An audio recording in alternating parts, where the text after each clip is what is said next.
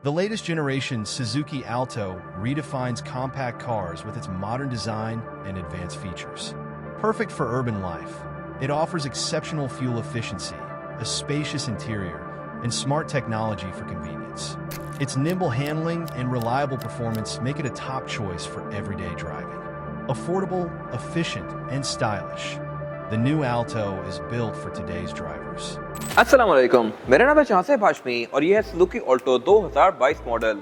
Local Alto comparatively बहुत ही ज़्यादा over price है, क्योंकि एक तो वो गाड़ी फीचर्स का खास अच्छा ऑफर नहीं करती और पाकिस्तान में 2025 में भी जो ऑल्टो आ रही है वो ऑल्टो की पुरानी शेप है, जबकि 2021 से वर्ल्ड वाइड ये गाड़ी लॉन्च कर दी गई थी। ये ऑल्टो की नई शेप है और पाकिस्तान को कहीं देखने को नहीं मिलेगी और कंपैरेटिवली उससे बहुत ज़्यादा बेहतर है।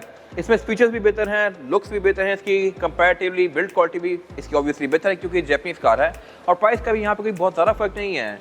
इसकी आस्किंग 3750 है और ऑब्वियसली नेगोशिएबल है और ये है भी फिर फ्रेश इंपोर्ट 25 की, तो ये गाड़ी काफ़ी हद तक अपनी प्राइस को जस्टिफाई करती है। किस तरह से मैं कवर करूंगा आगे इस रिव्यू में। ये गाड़ी 24,000 चली हुई है, इसकी डिमांड 3750 है और ये अनरजिस्टर्ड है। अगर आपने इसके बारे में कोई इन्फॉर्मेशन लेनी है तो आप दिए गए नंबर्स पे कॉल कर सकते हैं या फिर आप साइकिल मोटरस्पोर्ट को विजिट कर सकते हैं, जो कि रावलपिंडी में DH2 के गेट 1 के ऑपोजिट लोकेटेड है। हमारी एक और ब्रांच भी है रावलपिंडी में मरी रोड पे। ये गाड़ी किस तरह से अपनी वैल्यू को जस्टिफाई करती है ये सब मैं कवर करूंगा अभी। Overall it's a good car and today I am going to review it.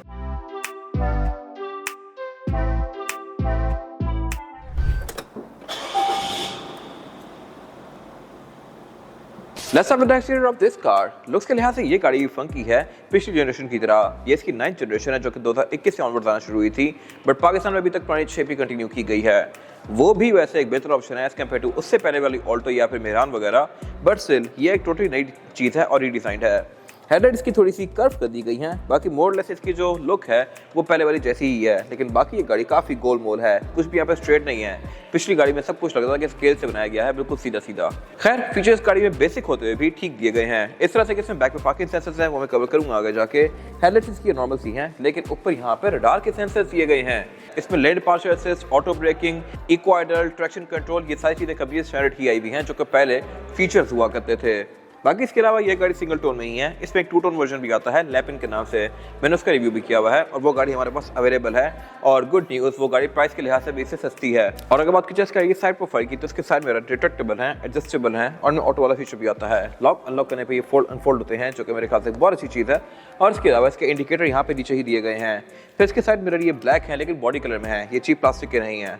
और बाकी इसके अलावा इसके सारे पार्ट्स पूरे मेटल के हैं, ये भी डिग्गी भी, बोनट भी सब मेटल का है, जबकि बहुत सारी गाड़ियाँ इस कैटेगरी की ये वाले पार्ट्स प्लास्टिक के ऑफर करती हैं। इवन अगर आप इंपोर्टेड ऑल्टो भी देखें तो उसके फेंडर भी ये वाले पिछली जनरेशन के प्लास्टिक के होते थे, बट अब मेटल है। और अगर बात कीजिए इसकी एब्सोल्यूट साइड प्रोफाइल की तो यहाँ पे हर किसी की अपनी ओपिनियन है।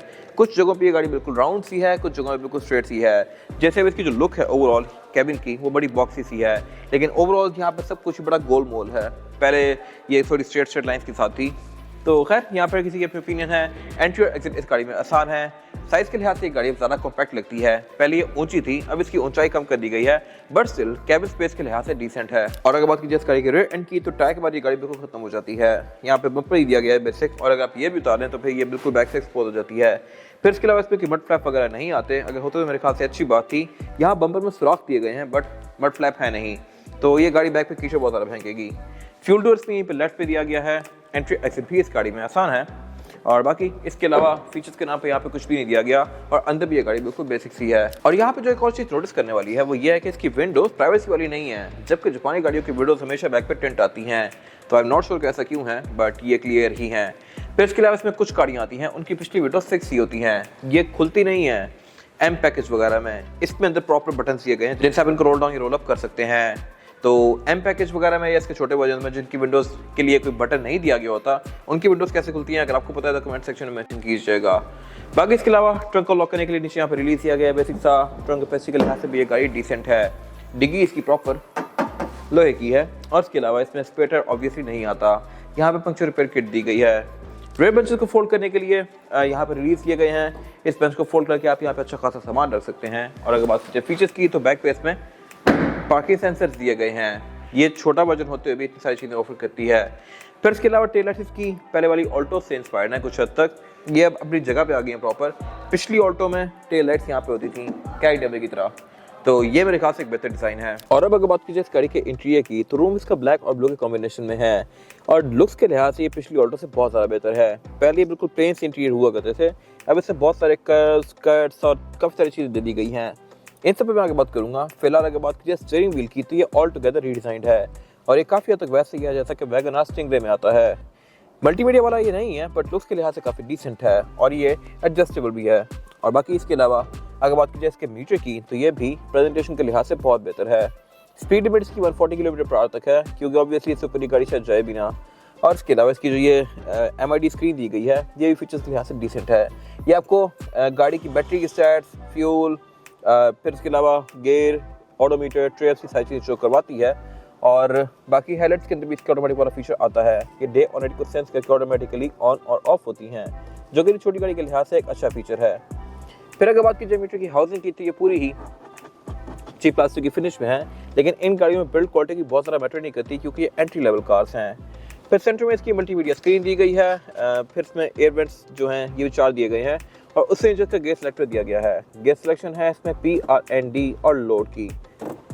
बाकी इसके अलावा फिर क्लाइमेट कंट्रोल नॉर्मल सा है। डैशबोर्ड की ओवरऑल जो ये फ्रिल्स हैं ये लुक्स के लिहाज से बहुत बेहतर हैं और फिर उससे नीचे इसकी ये हीटेड सीट का कंट्रोल दिया गया है।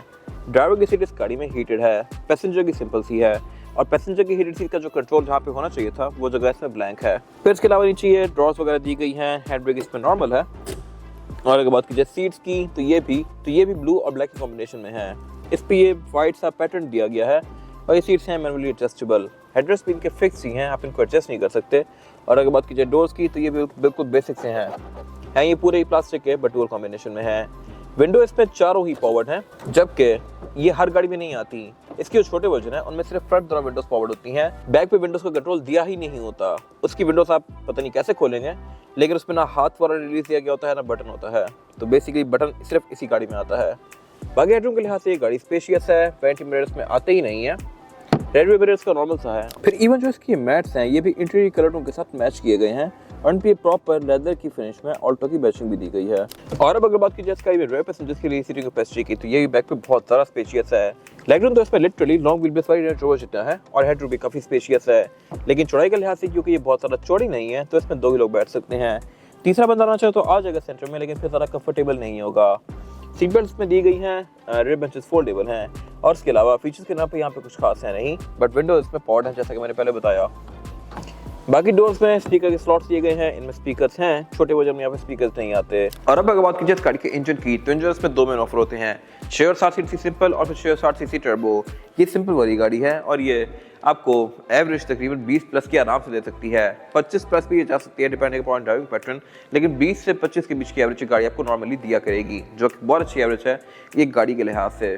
फिर इसके अलावा ट्रांसमिशन इसमें CVT आती है और इसके अलावा इसमें फिर ABS, traction control, driver modes की सारी चीज़ें दी गई हैं। इंजन बेस का काफ़ी हद तक एक्सपोज है। सारे यहाँ पे मुझे कंपोनेंट्स वगैरह सामने से नज़र आ रहे हैं। यहाँ से मुझे आर पार नज़र आ रहा है, इसके बम्पर से आगे सीधा फेंडर से ही मुझे आर पार नज़र आ रहा है। तो मेरे ख्याल से यहाँ पे इंस्टॉलेशन बेहतर हो सकती थी बट नहीं की गई, लेकिन बेसिक फीचर्स यहाँ पे ठीक हैं। बाकी बोर्ड के अंदर इंस्टॉलेशन नहीं दी गई। और अब अगर बात कीजिए टायर साइज की, और टायर साइज जो है इसमें ये है 155, 65 और 14।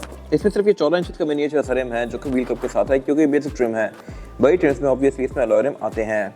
टायर्स में डनलॉप है जो कि अभी ठीक है, ये आपको 20-25 किलोमीटर और एक अच्छी राइड प्रोवाइड करेगा। फ्रंट पे इस पे डिस्क ब्रेक हैं, बैक पे ड्रम ब्रेक्स हैं। ये था आज का रिव्यू। अगर आपको ये रिव्यू पसंद आया है तो इस रिव्यू को लाइक कीजिए, मेरे चैनल को सब्सक्राइब कीजिए और अगर आपके पास इस कार से रिलेटेड कोई भी राय है तो उसको कमेंट सेक्शन में शेयर जरूर कीजिएगा, ताकि वो लोग जो ये गाड़ी लेने वाले हैं वो आपकी राय से फ़ायदा उठा सकें। अपना ख्याल रखिएगा। Thank you.